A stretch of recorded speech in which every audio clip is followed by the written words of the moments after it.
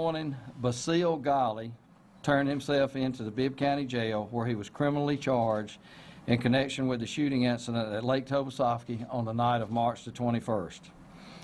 After consulting with prosecutors and going over all of the evidence we could gather, Mr. Golly has been charged with reckless conduct with a firearm.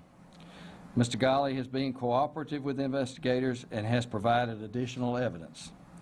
He has retained an attorney, and the investigators have been coordinating their efforts through that attorney. We are charging Mr. Golly with reckless conduct because that is the most appropriate charge based on the evidence and information available to investigators. I realize that many people in our community have called for more severe charges. If the deputies who initially responded to this incident had done their job and what they were supposed to do, Basil Golly might very well have been charged with aggravated assault.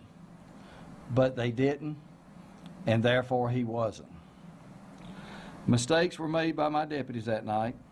Because of these mistakes, a criminal case was jeopardized. Because of their inaction, this investigation has dragged on for more than a month. This case should have been solved that night and sent to the district attorney's office for prosecution. The mishandling of this incident brought to my attention the problems we had in Patrol District 4 that night.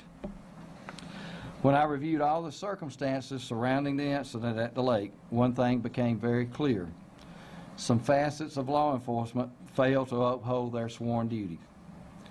Everyone involved in this incident has been disciplined. The two deputies who responded to the original call have been reassigned to corrections and have been directed to complete remedial training.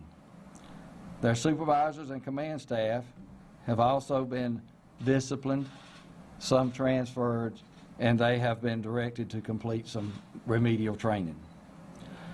I am grateful that we have some resolution to this serious matter.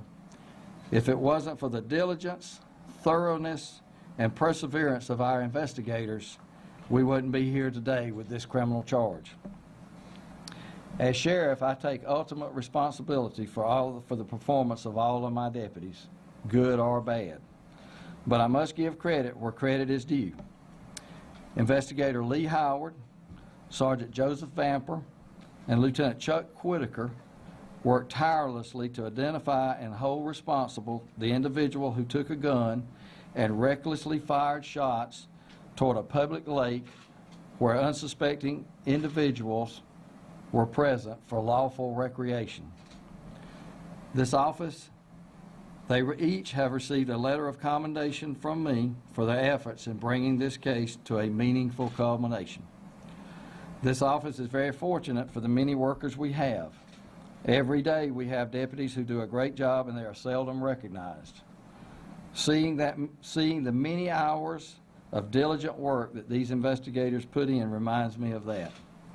So my appreciation goes out to Lee, Joseph, and Chuck. They serve the community well. In conclusion, the Sheriff's Office has let the community down in this incident. We will use this as a learning experience.